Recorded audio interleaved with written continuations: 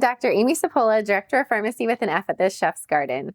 Today, I'm making a squash blossom pizza. So first, I'm just gonna pull the pizza crust out of the oven. I did not make them myself, I bought them, but you could certainly start off with making your own pizza crust to do this recipe if you'd like. Otherwise, you can be like me and save some time and pick up a pizza crust. So since there's 4 of us in my family, I went ahead and made 2 here. And again, if you had a larger pizza, you could also just make 1 large pizza.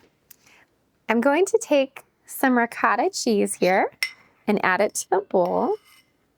This is about maybe a cup, a little bit over of ricotta. And then I'm gonna add some Pecorino Romano cheese and an egg yolk and pepper.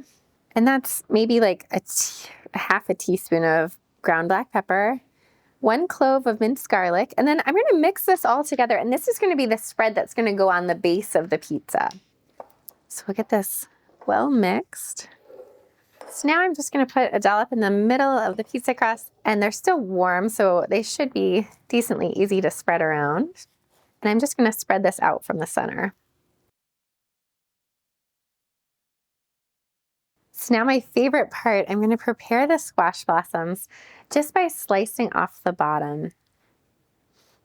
And then I'm gonna just take some kitchen shears and simply cut up the flower so that we can spread it out. All right, and I'm gonna reserve the pollen.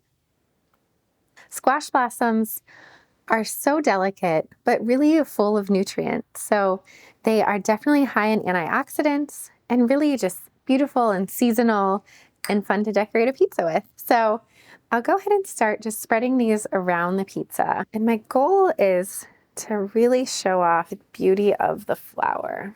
All right, so I've got the flower situated on here, and as you can see, it's beautiful. It just looks like a sunflower, like sunshine. And I sprayed it with a little bit of olive oil, just using my handy sprayer here, so that hopefully it will crisp up.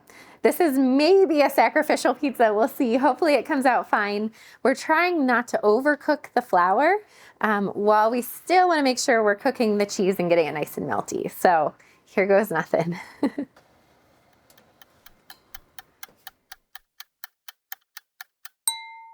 All right, so our pizza is ready to pull out of the oven.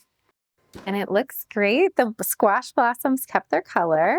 So I have whipped honey here, and I've warmed it up just slightly so it's a little easier to spread. So I'm just gonna add a little whipped honey. This honey is actually from the bees on our farm. And then I have some purple basil. And again, I love all the colors here. So we've got our beautiful purple, and you can just smell the basil, especially putting it on a hot pizza. With the basil microgreens, I never like to cook them. I like to keep them raw because you retain the most nutrients that way, plus the most flavor. So I'm just gonna do a little sprinkle of salt here on top. And this is just a flaky salt.